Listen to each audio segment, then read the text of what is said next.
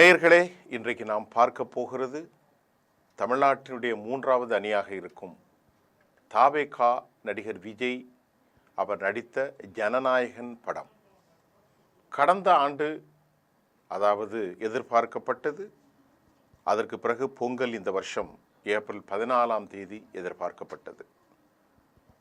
இது ஒரு பெரும் ரசிகர்களிடத்தில் பெரும் பரபரப்பை ஏற்படுத்தியது.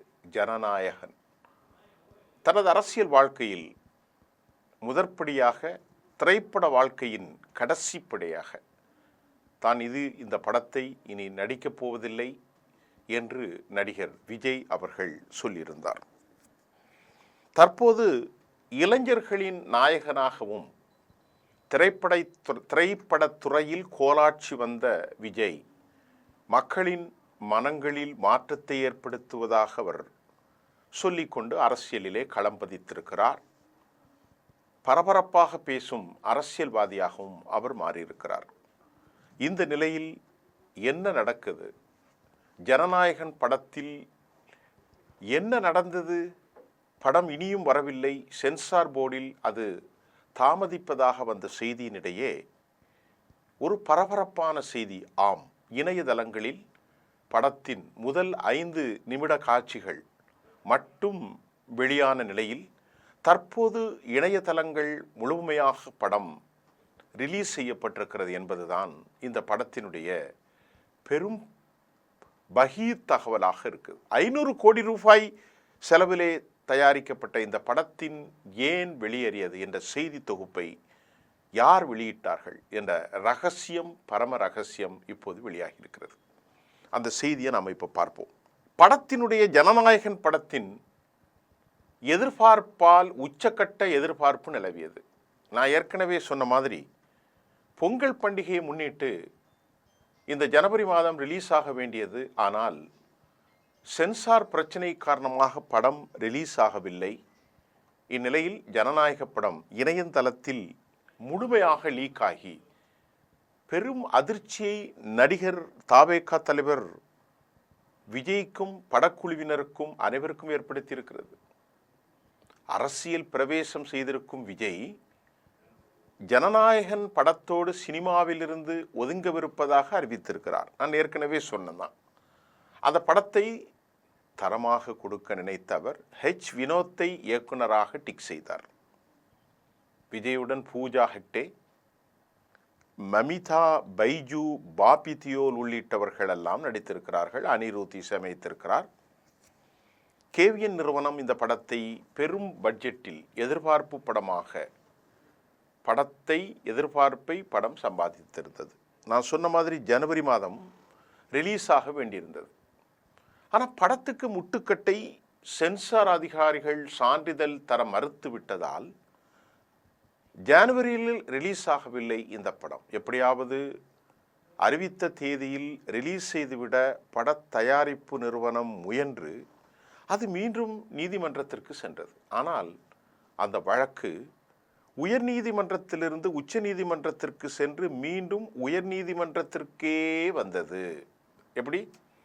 அதற்கு அந்த பருத்தி மூட்டை குடோனிலே இருந்திருக்கலாம் என்று நொந்து கொண்டார்கள் நடிகர் தளபதி ரசிகர்களும் பட நிறுவனத்தினரும். அந்த அளவிற்கு இந்த படத்தை ஏதோ ஒரு அரசியல் காரணம் இருக்கும். தேர்தல் நேரத்தில் இந்த படம் வெளியானால் பெரும் சிக்கல் ஏற்படுத்தும் என்பதால் தான் வேண்டுமென்றே மைய அரசியல் தலைவர்கள் அதிகாரத்தை பயன்படுத்தியதாகவும் சொல்லப்பட்டது. கீழவா. இதற்கிடையே நீதிமன்றத்தில் சில சாதகமான விஷயங்கள் நடக்காது என்பதை புரிந்து கொண்டு வழக்கை வாபஸ் பெற்ற நிறுவனம் படத்தை மறு தணிக்கைக்கு அனுப்பியது. அதனை அதிகாரிகள் இழுத்தெடுத்து ஒரு வழியாக சமீபத்தில் தான் பார்த்ததாக தவறுகள் வந்தது. அது மட்டுமன்றி மே மாதம் தமிழ்நாடு சட்டப்பேரவை தேர்தல் வாக்கு எண்ணிக்கை முடிந்த பிறகு படமானது மே முதல் வாரத்துக்குள்ளே வெளியாகும் என சில நல்ல செய்திகள் வரத் தொடங்கியது. யாருக்கு நல்ல செய்தி? தாவேகாவின் தொண்டர்களுக்கு. அதனால் சரி, படம் தலைவர் அவர்கள் வெற்றி பெற்றாலோ வெற்றி பெறவில்லை என்றாலோ அதை நாம் எலெக்ஷன் கழித்து பார்க்கலாம், கொண்டாடலாம் என ரசிகர்கள் நிம்மதி அடைந்தார்கள். ஆனால் அவர்கள் நிம்மதியை குலைக்கும் விதமாக ஒரு விடயம் நடந்தேறியது. ஜனநாயகன் படத்தின் முதல் 5 நிமிட காட்சிகள் நான் ஏற்கனவே சொன்ன மாதிரி இணையதளத்தில் லீக் ஆனது. அதில் படத்தின் டைட்டில் கார்டிலிருந்து தற்போது விஜயனுடைய அறிமுக காட்சி வரை கிளிப்பிங் இருந்தது. ஆரம்பத்தில் அந்த காட்சியில் விஜயின் கையில் டிவிகே என பச்சை குத்தப்பட்டிருந்தது. படத்தில் அவரது கேரக்டர் தளபதி வெற்றி கொண்டான். என்ன பேர்? தளபதி வெற்றி கொண்டான். அதை குறிக்கும் வகையில் எழுதப்பட்டிருந்தாலும் விஜயின் கட்சி பெயரை பயன்படுத்த வேண்டும் என்பதற்காக அதை க்ளோஸ் அப்பில் காட்டியிருக்கிறார்கள். இதெல்லாம் ஒரு பக்கம் இருக்குங்க. ஜனநாயகன் லீக் ஆனதை பார்த்து திரைத்துறை ஷாக்கில் உறைந்து போயிருக்கிறதாம். மறுதணிக்கைக்கு சென்ற படம் எப்படி லீக் ஆனது? இந்த காரியத்தை செய்தவர்கள் கண்டிப்பாக காவல்துறையினர் கைது செய்ய வேண்டும்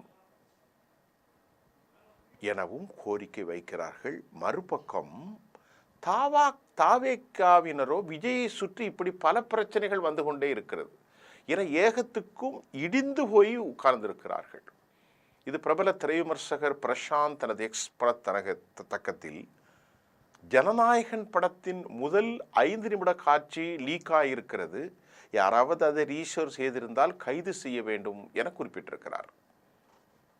இதன் காரணமாக படத்தின் மீது உச்சக்கட்ட எதிர்பார்ப்பு நிலவி வந்த நிலையில் அது இப்போது படம் முழுமையாக வெளியாகிவிட்டதால் பெரும் சிக்கல் எழுந்திருக்கிறது. ஆகவே இந்த படத்தை ரிலீஸ் செய்தது யார்?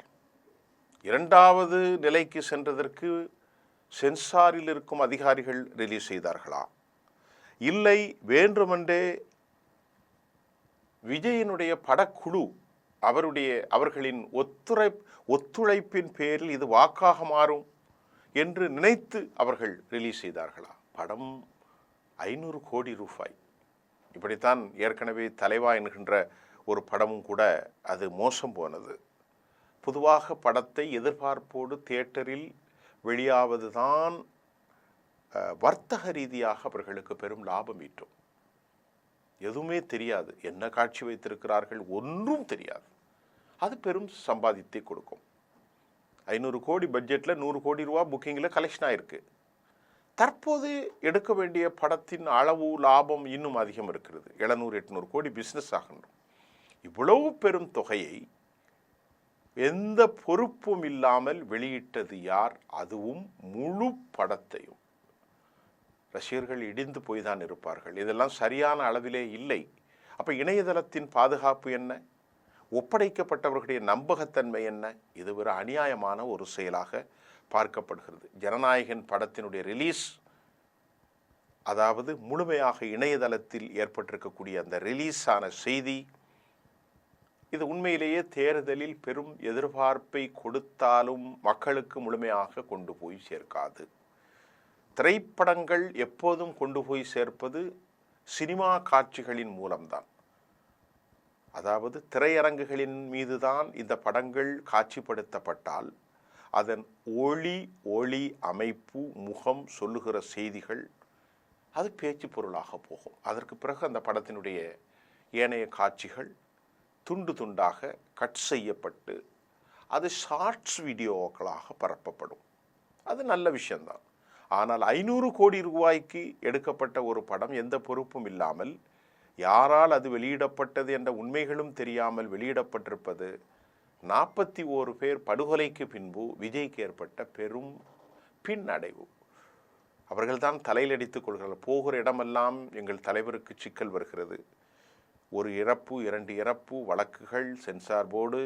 அதற்கு பிறகு நாங்கள் அமைதியாக இப்பொழுது பதவியிலே பிரச்சாரத்தில் ஈடுபட்டிருக்கிற போது மீண்டும் படம் ரிலீஸ் ஆகி தமிழ்நாடு முழுவதும் மட்டுமல்ல எல்லா மாநிலங்களிலும் அகில உலகத்திலும் விஜய் ரசிகர்களுக்கு இது ஒரு பெரும் பின்னடைவாகவும் குழப்பமாகவும் இருக்கிறது. தேர்தல் காலம் இன்னும் 10 நாள் மட்டுமே இருக்கிறது. மீண்டும் அடுத்த செய்தியில் சந்திப்போம். நன்றி.